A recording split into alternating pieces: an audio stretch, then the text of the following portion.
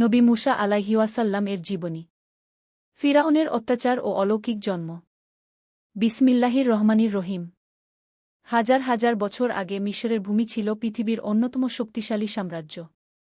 বিশাল প্রাসাদ, সুউচ্চ স্তম্ভ, সুবিশাল নদী নীল, সবকিছুই যেন শক্তি ও ঐশ্বর্যের প্রতীক। কিন্তু এই জাঁকজমকের আড়ালে লুকিয়ে ছিল অসংখ্য নিরীহ মানুষের কান্না। সেই সময় মিশরের শাসক ছিল এক অত্যাচারী ফিরাউন। ক্ষমতার অহংকারে সে নিজেকেই মানুষের সর্বোচ্চ প্রভু বলে দাবি করত। মানুষকে বাধ্য করত তার সামনে মাথা নত করতে। যারা অস্বীকার করত তাদের উপর নেমে আসত কঠোর শাস্তি। মিশরে তখন বাস করত বনি ইসরায়েল। তারা ছিলেন আল্লাহর নবী ইয়াকুব এর বংশধর। ফিরাউন তাদের নিজের দাসে পরিণত করেছিল। ভোর থেকে রাত পর্যন্ত কঠিন পরিশ্রম আর বিনিময়ে অপমান ও নির্যাতন, এটাই ছিল তাদের দৈনন্দিন জীবন। কেউ বিশাল পাথর টানছে, কেউ প্রাসাদ নির্মাণ করছে, কেউ আবার সৈন্যদের চাবুকের আঘাতে রক্তাক্ত হচ্ছে। তাদের আর্তনাদ আকাশে উঠলেও ফিরাউনের হৃদয়ে সামান্য দয়াও জাগেনি। এক রাতে ফিরাউন একটি ভয়ঙ্কর স্বপ্ন দেখল। স্বপ্নে সে দেখল পবিত্র ভূমির দিক থেকে এক অগ্নিশিখা এসে মিশরকে গ্রাস করছে। আগুনটি কেবল ফিরাউনের প্রাসাদ ও তার লোকদের ক্ষতি করছে, কিন্তু বনি ইসরায়েলের ঘরবাড়ি অক্ষত রয়েছে। ঘুম ভেঙে সে ভয়ে কাঁপতে লাগল। সঙ্গে সঙ্গে ডেকে পাঠাল তার উপদেষ্টা ও জ্ঞানীদের। তারা বলল, হে বাদশাহ, বনি ইসরায়েলের মধ্যেই এমন এক শিশু জন্ম নেবে যে একদিন আপনার ক্ষমতার অবসানের কারণ হবে। এই কথা শুনে ফিরাউনের অহংকার আরও উন্মত্ত হয়ে উঠল। সে সঙ্গে সঙ্গে এক নির্মম আদেশ জারি করল। আজ থেকে বনি ইসরায়েলের ঘরে যে পুত্রসন্তান জন্মাবে তাকে হত্যা করা হবে। শুধু কন্যা শিশুরা বেঁচে থাকবে। এরপর শুরু হল এক হৃদয়বিদারক অধ্যায়। সৈন্যরা ঘরে ঘরে তল্লাশি চালাতে লাগল। কোথাও নবজাতকের কান্নার শব্দ শুনলেই তারা দরজা ভেঙে ঢুকে পড়ত। অসহায় মায়েদের বুক থেকে শিশুদের ছিনিয়ে নিয়ে নির্মমভাবে হত্যা করত। মিশরের বাতাস যেন কান্নায় ভারী হয়ে উঠল। প্রতিটি গর্ভবতী মা আতঙ্কে দিন গুনতে লাগলেন, সন্তান জন্ম নিলে সে কি বাঁচবে। ঠিক এমন সময় আল্লাহর ইচ্ছায় এক সম্ভ্রান্ত ঈমানদার পরিবারে জন্ম নিলেন এক পুত্রশিশু। তিনি ছিলেন ভবিষ্যতের মহান নবী মুসা আলাইহিওয়াসাল্লাম। শিশুটিকে কোলে নিয়ে তার মা আনন্দের বদলে ভয়ে কেঁপে উঠলেন। বাইরে ফিরাউনের সৈন্যদের পদধ্বনি, আর ঘরের ভেতরে নবজাতকের কোমল কান্না। তিনি বুঝতে পারছিলেন না কিভাবে এই শিশুকে রক্ষা করবেন। কিন্তু আল্লাহ কখনো তার বান্দাদের একা ছেড়ে দেন না। এক অলৌকিক উপায়ে আল্লাহ তার অন্তরে দৃঢ়তা দান করলেন। তার হৃদয়ে এমন এক প্রশান্তি নেমে এল যা কোনো মানুষের পক্ষে দেওয়া সম্ভব নয়। তিনি তখনও জানতেন না এই ছোট্ট শিশুই একদিন আল্লাহর হুকুমে ফিরাউনের সামনে সত্যের বাণী পৌঁছে দেবেন এবং সমুদ্রকে দ্বিখণ্ডিত করার মহান মুজিজার সাক্ষী হবেন। পরবর্তী অংশে থাকবে আল্লাহর নির্দেশে শিশুপুত্র মুসা আলাইহিওয়াসাল্লামকে একটি বাক্সে রেখে নীল নদে ভাসিয়ে দেওয়ার সেই অবিশ্বাস্য ঘটনা এবং কিভাবে তিনি ফিরাউনের প্রাসাদে পৌঁছে গেলেন। নীল নদের বুকে আল্লাহর পরিকল্পনা। রাত গভীর। চারদিকে নিস্তব্ধতা। দূরে কোথাও সৈন্যদের টহলের শব্দ শোনা যাচ্ছে। প্রতিটি শব্দে কেঁপে উঠছিল এক মায়ের হৃদয়। তার কোলে ঘুমিয়ে আছে ছোট্ট শিশুপুত্র মুসা আলাইহিওয়াসাল্লাম। তিনি জানতেন যদি সৈন্যরা এই শিশুর খবর পায় তবে তাকে বাঁচানো অসম্ভব। ঠিক সেই কঠিন মুহূর্তে মহান আল্লাহ তার অন্তরে ওহী প্রেরণা দান করলেন। কুরআনে আল্লাহ তাআলা বলেন যে তিনি মুসা আলাইহিওয়াসাল্লাম এর মাকে নির্দেশ দিয়েছিলেন শিশুকে দুধ পান করাতে, আর যখন ভয় হবে তখন তাকে একটি বাক্সে রেখে নদীতে ভাসিয়ে দিতে, ভয় না করতে এবং দুঃখিত না হতে, কারণ আল্লাহই তাকে ফিরিয়ে দেবেন এবং তাকে রাসূলদের অন্তর্ভুক্ত করবেন। এই নির্দেশ মানবীয় বিচারে অত্যন্ত কঠিন ছিল। একজন মা কিভাবে নিজের আদরের সন্তানকে নদীর স্রোতে ভাসিয়ে দিতে পারেন? কিন্তু আল্লাহর প্রতিশ্রুতির উপর ভরসা করে তিনি একটি মজবুত কাঠের বাক্স প্রস্তুত করলেন। নরম কাপড় বিছিয়ে শিশুটিকে তাতে শুইয়ে দিলেন। কাপা হাতে শেষবারের মতো সন্তানের মুখে চুমু খেলেন। চোখ বেয়ে অশ্রু গড়িয়ে পড়ছিল। তবুও তার অন্তরে ছিল এই বিশ্বাস, আল্লাহই সর্বোত্তম রক্ষাকারী। ভোরের আলো ফোটার আগে তিনি নীরবে নীল নদের তীরে গেলেন। চারদিকে তাকিয়ে নিশ্চিত হলেন কেউ নেই। তারপর ধীরে ধীরে বাক্সটি পানির ওপর ভাসিয়ে দিলেন। স্রোত বাক্সটিকে ধীরে ধীরে দূরে নিয়ে যেতে লাগল। মায়ের চোখে তখন শুধু পানি। তিনি দাঁড়িয়ে দাঁড়িয়ে বাক্সটির দিকে তাকিয়ে রইলেন যতক্ষণ না তা দৃষ্টির আড়ালে চলে গেল। এদিকে মুসা আলাইহিওয়াসাল্লাম এর বড় বোন দূর থেকে বাক্সটির গতিপথ অনুসরণ করতে লাগলেন, যেন প্রয়োজনে খবর আনতে পারেন। আল্লাহর পরিকল্পনা তখন বাস্তবায়িত হচ্ছিল। নীল নদের স্রোত বাক্সটিকে এমন এক স্থানে নিয়ে গেল, যেখানে ছিল ফিরাউনের রাজপ্রাসাদ। সেদিন ফিরাউনের পরিবারের লোকেরা নদীর ধারে বেরিয়েছিল। হঠাৎ তাদের চোখে পড়ল ভাসতে থাকা একটি বাক্স। সৈন্যরা বাক্সটি তুলে আনল। বাক্স খুলতেই দেখা গেল, ভেতরে একটি সুন্দর শিশু শান্তভাবে শুয়ে আছে। ঠিক সেই মুহূর্তে আল্লাহ শিশুটির প্রতি এমন ভালোবাসা ফিরাউনের স্ত্রীর অন্তরে সৃষ্টি করলেন যে, তিনি শিশুটিকে বুকে জড়িয়ে ধরলেন। তিনি ফিরাউনকে বললেন, এ শিশুকে হত্যা করবেন না। হয়তো সে আমাদের জন্য উপকারে আসবে, অথবা আমরা তাকে সন্তান হিসেবে গ্রহণ করব। ফিরাউন তখনও জানত না যে শিশুকে সে নিজের প্রাসাদে আশ্রয় দিচ্ছে, সেই শিশুই একদিন আল্লাহর আদেশে তার সামনে সত্যের আহ্বান নিয়ে দাঁড়াবেন। এভাবেই আল্লাহ তার পরিকল্পনা পূরণ করতে শুরু করলেন। যে ব্যক্তি অসংখ্য শিশুকে হত্যা করেছিল, তার নিজের প্রাসাদেই নিরাপদে বেড়ে উঠতে লাগলেন ভবিষ্যতের মহান নবী মুসা আলাইহিওয়াসাল্লাম। পরবর্তী অংশে থাকবে, কেন মুসা আলাইহিওয়াসাল্লাম কোনো ধাত্রী বা দুধমায়ের দুধ পান করলেন না, কিভাবে তার নিজের মাকে আবার তার কাছে ফিরিয়ে আনা হল, এবং আল্লাহ কিভাবে তার দেওয়া প্রতিশ্রুতি পূর্ণ করলেন। মায়ের কোলে ফিরে এলেন মুসা আলাইহিওয়াসাল্লাম। ফিরাউনের প্রাসাদে তখন আনন্দের পরিবেশ। নদীতে ভেসে আসা সেই শিশুটিকে ঘিরে সবাই বিস্মিত। কিন্তু খুব শিগগিরই একটি বড় সমস্যা দেখা দিল। শিশু মুসা আলাইহিওয়াসাল্লাম কোনো দুধমায়ের দুধই পান করছেন না। রাজ্যের বিভিন্ন প্রান্ত থেকে অভিজ্ঞ ধাত্রী ও দুধমায়েদের আনা হল। একজনের পর একজন শিশুটিকে কোলে নিলেন, কিন্তু মুসা আলাইহিওয়াসাল্লাম কারও দুধ গ্রহণ করলেন না। প্রাসাদে উদ্বেগ ছড়িয়ে পড়ল। ফিরাউনের স্ত্রী শিশুটির জন্য গভীর মমতা অনুভব করছিলেন। তিনি বারবার বলছিলেন, এই শিশুটিকে অবশ্যই বাঁচাতে হবে। এদিকে মুসা আলাইহিওয়াসাল্লামের মা নিজের ঘরে অস্থির হয়েছিলেন। আল্লাহর প্রতিশ্রুতির উপর তার বিশ্বাস ছিল, কিন্তু সন্তানের বিচ্ছেদ একজন মায়ের হৃদয়ের জন্য কতটা কঠিন, তা ভাষায় প্রকাশ করা যায় না। তিনি প্রায় নিজের পরিচয় প্রকাশ করে ফেলছিলেন। কিন্তু আল্লাহ তার অন্তরকে দৃঢ় রাখলেন, যাতে তিনি ধৈর্য ধারণ করতে পারেন। এদিকে মুসা আলাইহিওয়াসাল্লামের বড় বোন প্রাসাদের আশপাশে নজর রাখছিলেন। তিনি জানতে পারলেন শিশুটি কোনো দুধমায়ের দুধ পান করছে না। তিনি সাহস করে প্রাসাদের লোকদের বললেন, আমি এমন একটি পরিবারের কথা জানি, যারা এই শিশুটির খুব ভালো যত্ন নিতে পারবে। প্রাসাদের লোকেরা সঙ্গে সঙ্গে তাকে জিজ্ঞেস করল, তুমি কি সত্যি এমন কাউকে চেনো? তিনি শান্তভাবে উত্তর দিলেন, হ্যাঁ, তারা শিশুর যত্নে খুবই বিশ্বস্ত। কিছুক্ষণ পর সৈন্যরা তার সঙ্গে সেই বাড়িতে গেল, আর সেটিই ছিল মুসা আলাইহিওয়াসাল্লামের নিজের বাড়ি। যখন মুসা আলাইহিওয়াসাল্লামের মাকে শিশুটির কাছে আনা হল, তিনি অত্যন্ত সংযমের সঙ্গে তাকে কোলে নিলেন। নিজের আবেগ গোপন রাখলেন, যেন কেউ বুঝতে না পারে তিনি শিশুটির আসল মা। আল্লাহর ইচ্ছায় মুসা আলাইহিওয়াসাল্লাম সঙ্গে সঙ্গেই তার মায়ের দুধ পান করতে শুরু করলেন। প্রাসাদের সবাই আনন্দে আত্মহারা হয়ে গেল। তারা বলল, এটাই সেই নারী যিনি এই শিশুর দেখাশোনা করবেন। এভাবে আল্লাহ তার প্রতিশ্রুতি পূর্ণ করলেন। যে মা চোখের পানিতে সন্তানকে নদীতে ভাসিয়ে দিয়েছিলেন, তিনি আবার নিজের সন্তানকে বুকে ফিরে পেলেন।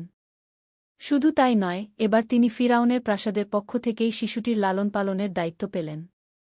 এটি ছিল আল্লাহর অসীম কুদরতের এক অনন্য নিদর্শন। যে ফিরাউন শিশু মুসা আলাইহিওয়াসাল্লামকে হত্যা করতে চেয়েছিল, সেই ফিরাউনের অর্থেই এখন মুসা আলাইহিওয়াসাল্লামের লালন পালন চলছে। কুরআনের প্রতিটি ঘটনার মতো এখানেও একটি বড় শিক্ষা রয়েছে, মানুষ যতই পরিকল্পনা করুক, আল্লাহর পরিকল্পনাই শেষ পর্যন্ত কার্যকর হয়। মুসা আলাইহিওয়াসাল্লাম ধীরে ধীরে বড় হতে লাগলেন। আল্লাহ তাকে জ্ঞান, প্রজ্ঞা ও শক্তি দান করলেন। সামনে অপেক্ষা করছিল এমন এক ঘটনা, যা তার পুরো জীবনকে নতুন পথে নিয়ে যাবে। পরবর্তী অংশে থাকবে, যুবক মুসা আলাইহিওয়াসাল্লামের রাজপ্রাসাদে বেড়ে ওঠা, এক কিবতীর মৃত্যুর ঘটনা, অনিচ্ছাকৃত ভুলের জন্য তার তাওবা, এবং মাদিয়ানের উদ্দেশ্যে তার হিজরতের সূচনা। এক অনিচ্ছাকৃত ঘটনা ও মাদিয়ানের পথে যাত্রা। বছর কেটে গেল। শিশু মুসা আলাইহিওয়াসাল্লাম এখন যুবক। তিনি ফিরাউনের প্রাসাদেই বড় হয়েছেন, কিন্তু কখনও অত্যাচারীদের পথকে নিজের পথ হিসেবে গ্রহণ করেননি। আল্লাহ তাকে জ্ঞান, প্রজ্ঞা এবং অসাধারণ শারীরিক শক্তি দান করেছিলেন। প্রাসাদের বিলাসিতা তার হৃদয়কে বদলে দিতে পারেনি। তিনি সবসময় দুর্বল ও নির্যাতিত মানুষের প্রতি সহানুভূতিশীল ছিলেন। বিশেষ করে বনি ইসরায়েলের কষ্ট তাকে গভীরভাবে ব্যথিত করত। একদিন শহরের মানুষ যখন নিজ নিজ কাজে ব্যস্ত, তখন মুসা আলাইহি ওয়াসাল্লাম শহরের একটি নির্জন পথে হাঁটছিলেন। হঠাৎ তিনি দেখলেন দুজন মানুষ মারামারি করছে। একজন ছিলেন বনি ইসরায়েলের লোক, আর অন্যজন ছিল ফিরাউনের সম্প্রদায়ের একজন কিবতী। বনি ইসরায়েলের লোকটি সাহায্যের জন্য মুসা আলাইহি ওয়াসাল্লাম কে ডাকল। মুসা আলাইহি ওয়াসাল্লাম এগিয়ে এলেন। তিনি কেবল অত্যাচার বন্ধ করতে চেয়েছিলেন। তিনি কিবতী লোকটিকে একটি ঘুষি মারলেন। কিন্তু আল্লাহর ইচ্ছায় সেই এক আঘাতেই লোকটি মারা গেল। মুহূর্তের মধ্যেই চারপাশ নিস্তব্ধ হয়ে গেল। মুসা আলাইহি ওয়াসাল্লাম বিস্মিত হয়ে গেলেন। তিনি কাউকে হত্যা করতে চাননি। এটি ছিল একটি অনিচ্ছাকৃত ঘটনা। তিনি সঙ্গে সঙ্গে আল্লাহর দিকে ফিরে বললেন, হে আমার প্রতিপালক! আমি নিজের ওপর অন্যায় করেছি। আপনি আমাকে ক্ষমা করুন। আল্লাহ তার তাওবা কবুল করলেন। কারণ তিনি আন্তরিকভাবে অনুতপ্ত ছিলেন। এরপর তিনি দৃঢ় সংকল্প করলেন, হে আল্লাহ! আপনি যেহেতু আমার প্রতি অনুগ্রহ করেছেন, তাই আমি আর কখনো অপরাধীদের সহযোগী হব না। পরদিন আবার সেই একই বনি ইসরায়েলের লোক আরেকজনের সঙ্গে ঝগড়ায় জড়িয়ে পড়ল এবং আবারও মুসা আলাইহি ওয়াসাল্লাম এর সাহায্য চাইতে লাগল। মুসা আলাইহি ওয়াসাল্লাম তাকে বললেন, তুমি তো স্পষ্টই ঝগড়াটে স্বভাবের মানুষ। এই ঘটনার খবর দ্রুত শহরে ছড়িয়ে পড়ল। ফিরাউনের দরবারে জানানো হল যে আগের দিনের কিবতী হত্যার সঙ্গে মুসা আলাইহি ওয়াসাল্লাম জড়িত। ফিরাউন ও তার পরিষদ সিদ্ধান্ত নিল মুসাকে হত্যা করা হবে। ঠিক সেই সময় একজন ইমানদার ব্যক্তি শহরের দূর প্রান্ত থেকে দৌড়ে এসে মুসা আলাইহি ওয়াসাল্লাম কে সতর্ক করলেন। তিনি বললেন, হে মুসা! নেতারা আপনার বিরুদ্ধে হত্যার সিদ্ধান্ত নিয়েছে। আপনি দ্রুত এই শহর ছেড়ে চলে যান। আমি আপনার মঙ্গলই চাই। এই সংবাদ শুনে মুসা আলাইহি ওয়াসাল্লাম এক মুহূর্তও দেরি করলেন না। তিনি একা, কোনো বাহন ছাড়া, কোনো রসদ ছাড়া মিশর ছেড়ে বেরিয়ে পড়লেন। পেছনে রয়ে গেল রাজপ্রাসাদ, পরিচিত শহর, শৈশবের স্মৃতি, আর সামনে অপেক্ষা করছে অজানা এক দীর্ঘ পথ। তিনি আল্লাহর ওপর পূর্ণ ভরসা রেখে দোয়া করলেন, হে আমার প্রতিপালক! আমাকে জালিম সম্প্রদায়ের হাত থেকে রক্ষা করুন। দিনের পর দিন মরুভূমির উত্তপ্ত বালুর উপর দিয়ে হাঁটতে হাঁটতে তিনি পৌঁছালেন মাদিয়ান অঞ্চলের কাছাকাছি। তিনি তখন ক্লান্ত, ক্ষুধার্ত, অবসন্ন। কিন্তু তার ঈমান ছিল অটুট। তিনি জানতেন যে আল্লাহ তাকে নীল নদে ভাসিয়ে রক্ষা করেছিলেন, তিনি এই অজানা পথেও তার জন্য উত্তম ব্যবস্থা করে রেখেছেন। পরবর্তী অংশে থাকবে মাদিয়ানের কূপের পাশে দুই লাজুক নারীর সঙ্গে মুসা আলাইহি ওয়াসাল্লাম এর সাক্ষাৎ, তাদের সাহায্য করা, নবী শুয়াইব আলাইহি ওয়াসাল্লাম এর সঙ্গে পরিচয় এবং তার পরিবারের সঙ্গে নতুন জীবনের সূচনা। মাদিয়ানের কূপে রহমতের দরজা খুলে গেল। দীর্ঘ ও কষ্টকর সফরের পর মুসা আলাইহি ওয়াসাল্লাম অবশেষে মাদিয়ান অঞ্চলে পৌঁছালেন। বহুদিনের ক্লান্তি তার শরীরে স্পষ্ট। ক্ষুধা, তৃষ্ণা আর অনিশ্চয়তার মাঝেও তার অন্তর আল্লাহর স্মরণে প্রশান্ত ছিল। একটি বড় কূপের কাছে এসে তিনি দেখলেন অনেক রাখাল তাদের পশুকে পানি পান করাচ্ছে। চারদিকে ভিড়, কোলাহল আর ব্যস্ততা। কিন্তু একটু দূরে দাঁড়িয়ে আছে দুই তরুণী। তাদের সঙ্গে রয়েছে কিছু ভেড়া। তারা কূপের কাছে এগোচ্ছে না, শুধু অপেক্ষা করছে। মুসা আলাইহি ওয়াসাল্লাম বিস্মিত হলেন। তিনি এগিয়ে গিয়ে বিনয়ের সঙ্গে জিজ্ঞেস করলেন, তোমরা এখানে দাঁড়িয়ে আছো কেন? দুই তরুণীর একজন বললেন, রাখালরা চলে না যাওয়া পর্যন্ত আমরা আমাদের পশুগুলোকে পানি পান করাতে পারি না। আর আমাদের বাবা অনেক বৃদ্ধ। মুসা আলাইহি ওয়াসাল্লাম তাদের কথা শুনে বুঝলেন এই দুই বোন লজ্জাশীল ও মর্যাদাবান। তারা অপ্রয়োজনীয়ভাবে পুরুষদের ভিড়ে যেতে চান না। তিনি কোনো প্রতিদানের আশা না করে এগিয়ে গেলেন। নিজের শক্তি দিয়ে তিনি কূপ থেকে পানি তুলে তাদের ভেড়াগুলোকে পানি পান করিয়ে দিলেন। কাজ শেষ করে তিনি কোনো কথা না বলে একটি গাছের ছায়ায় গিয়ে বসে পড়লেন। তখন তার কাছে পৃথিবীর কোনো সম্পদ ছিল না। না ছিল খাবার, না ছিল আশ্রয়। তিনি বিনীত কণ্ঠে আল্লাহর কাছে দোয়া করলেন, হে আমার প্রতিপালক! আপনি আমার প্রতি যে কল্যাণী নাইল করবেন, আমি তার মুখাপেক্ষী। এটি ছিল এক অসহায় বান্দার আন্তরিক প্রার্থনা। অল্প কিছুক্ষণ পর আশ্চর্যজনক একটি ঘটনা ঘটল। দুই তরুণীর একজন অত্যন্ত লজ্জাশীল ভঙ্গিতে ফিরে এলেন। তিনি বললেন, আমার বাবা আপনাকে ডাকছেন। আপনি আমাদের পশুকে পানি পান করিয়েছেন, তার প্রতিদান দিতে তিনি চান। মুসা আলাইহি ওয়াসাল্লাম আল্লাহর শুকরিয়া আদায় করলেন। তিনি সেই তরুণীর সঙ্গে তার বাবার বাড়িতে গেলেন। বৃদ্ধ ব্যক্তি তার পুরো ঘটনা মনোযোগ দিয়ে শুনলেন, মিশরের ঘটনা, অনিচ্ছাকৃতভাবে একজন মানুষের মৃত্যু, ফিরাউনের হত্যার পরিকল্পনা এবং দীর্ঘ হিজরতের কষ্ট। সব শুনে তিনি শান্ত কণ্ঠে বললেন, ভয় করবেন না। আপনি জালিম সম্প্রদায়ের হাত থেকে নিরাপদে চলে এসেছেন। এই কথাগুলো শুনে মুসা আলাইহি ওয়াসাল্লাম এর হৃদয়ে এক অদ্ভুত প্রশান্তি নেমে এল। এরপর দুই কন্যার একজন তার বাবাকে বললেন, আব্বা, আপনি তাকে কাজে নিয়োগ করুন। কারণ কর্মচারী হিসেবে সবচেয়ে উত্তম ব্যক্তি সেই, যে শক্তিশালী এবং বিশ্বস্ত। বৃদ্ধ ব্যক্তি মুসা আলাইহি ওয়াসাল্লাম এর চরিত্র, সততা ও শক্তিতে মুগ্ধ হয়েছিলেন। তিনি একটি প্রস্তাব দিলেন, আমি চাই আমার এই দুই কন্যার একজনের সঙ্গে আপনার বিবাহ হোক। শর্ত হল, আপনি ৮ বছর আমার কাছে কাজ করবেন। আর যদি ১০ বছর পূর্ণ করেন, তবে তা আপনার পক্ষ থেকে অতিরিক্ত অনুগ্রহ হবে। মুসা আলাইহি ওয়াসাল্লাম আনন্দের সঙ্গে এই প্রস্তাব গ্রহণ করলেন। এভাবেই আল্লাহ, যিনি কিছুদিন আগেও তাকে নিঃস্ব অবস্থায় মরুভূমিতে পথ চলতে দিয়েছিলেন, তিনি এখন তাকে নিরাপদ আশ্রয়, সম্মানজনক কাজ এবং একটি সৎ পরিবার দান করলেন। মুসা বুঝতে পারলেন, আল্লাহ যখন কোনো দরজা বন্ধ করেন, তখন তার চেয়ে উত্তম দরজা খুলে দেন। পরবর্তী অংশে থাকবে।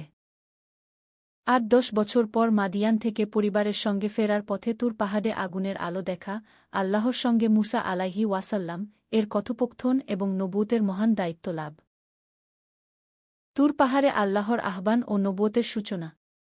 বছর কেটে গেল। মুসা আলাইহি ওয়াসাল্লাম নবী শুআইব আলাইহি ওয়াসাল্লাম এর সঙ্গে করা অঙ্গীকার পূরণ করলেন। তিনি নিষ্ঠার সঙ্গে কাজ করলেন এবং নিজের পরিবার নিয়ে শান্তিপূর্ণ জীবন কাটালেন। অবশেষে বিদায়ের সময় এল। মাদিয়ানের মানুষদের কাছ থেকে বিদায় নিয়ে তিনি স্ত্রী ও পরিবারকে সঙ্গে নিয়ে আবার মিশরের দিকে রওনা হলেন। সামনে ছিল দীর্ঘ মরুভূমির পথ। শীতের এক অন্ধকার রাত। চারদিকে ঘন অন্ধকার। ঠান্ডা বাতাস বইছে। পথ চিনে এগিয়ে যাওয়া কঠিন হয়ে পড়েছে।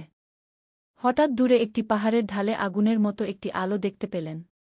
তিনি পরিবারের লোকদের বললেন, তোমরা এখানে অপেক্ষা করো। আমি আগুন দেখতে পাচ্ছি। হয়তো সেখান থেকে পথের খবর আনতে পারব, অথবা কিছু জ্বলন্ত অঙ্গার নিয়ে আসব, যাতে তোমরা আগুন জ্বালিয়ে উষ্ণতা পেতে পারো। তিনি একা সেই আলোর দিকে এগিয়ে গেলেন। এটি ছিল তুর পাহাড়।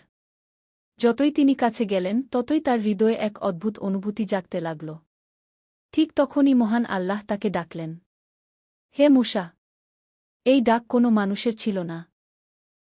এটি ছিল সমগ্র জগতের প্রতিপালক আল্লাহর পক্ষ থেকে। মুসা আলাইহি ওয়াসাল্লাম থেমে গেলেন। মহান আল্লাহ বললেন, আমি তোমার প্রতিপালক। তাই তোমার জুতা খুলে ফেলো। তুমি পবিত্র উপত্যকা তুয়াতে অবস্থান করছ। মুসা আলাইহি ওয়াসাল্লাম সঙ্গে সঙ্গে আল্লাহর আদেশ পালন করলেন। এরপর আল্লাহ তাকে জানিয়ে দিলেন যে তিনি তাকে নবী হিসেবে মনোনীত করেছেন। আল্লাহ বললেন, নিশ্চয়ই আমি আল্লাহ। আমি ছাড়া কোনো সত্য উপাস্য নেই। অতএব তুমি আমারই ইবাদত কর এবং আমার স্মরণে সালাত কায়েম কর। এই মুহূর্তটি ছিল মানব ইতিহাসের এক মহিমান্বিত অধ্যায়। মুসা আলাইহি ওয়াসাল্লাম এখন শুধু একজন সৎ মানুষ নন, তিনি আল্লাহর মনোনীত রাসূল। এরপর আল্লাহ তাকে প্রথম মুজিজা দেখালেন। আল্লাহ বললেন, হে মুসা, তোমার হাতে যা আছে তা নিচে ফেলো। তার হাতে ছিল একটি সাধারণ লাঠি। তিনি সেটি মাটিতে ফেলতেই আল্লাহর ইচ্ছায় সেটি একটি জীবন্ত সাপের মতো নড়াচড়া করতে লাগল। মুসা আলাইহি ওয়াসাল্লাম স্বভাবতই ভয় পেয়ে পিছিয়ে গেলেন। আল্লাহ বললেন, ভয় করো না। এটিকে ধরে নাও। আমি এটিকে আবার আগের অবস্থায় ফিরিয়ে দেব। মুসা আলাইহি ওয়াসাল্লাম আল্লাহর উপর পূর্ণ বিশ্বাস রেখে সাপটিকে ধরলেন। মুহূর্তের মধ্যেই সেটি আবার আগের লাঠিতে পরিণত হল। এরপর আল্লাহ তাকে দ্বিতীয় মুজিজা দান করলেন। তিনি আদেশ দিলেন, তোমার হাত বগলের ভেতরে প্রবেশ করাও। মুসা আলাইহি ওয়াসাল্লাম তাই করলেন। যখন তিনি হাত বের করলেন, তখন সেটি কোনো রোগ ছাড়াই উজ্জ্বল নূরের মতো জ্বলজ্বল করছিল। এই দুটি মহান নিদর্শন দিয়ে আল্লাহ তাকে ফিরাউনের কাছে পাঠানোর প্রস্তুতি দিলেন। কিন্তু মুসা আলাইহি ওয়াসাল্লাম বিনীতভাবে বললেন, হে আমার প্রতিপালক! আমার বক্ষ প্রশস্ত করে দিন, আমার কাজ সহজ করে দিন, আমার জিহ্বার জড়তা দূর করে দিন, যাতে তারা আমার কথা বুঝতে পারে। আর আমার ভাই হারুনকে আমার সহযোগী করে দিন। আল্লাহ তার এই দোয়া কবুল করলেন। হারুন আলাইহি ওয়াসাল্লামকে তার সহকারী নবী হিসেবে মনোনীত করা হল। এখন শুরু হতে যাচ্ছে ইতিহাসের অন্যতম শক্তিশালী মুখোমুখি সংঘর্ষ।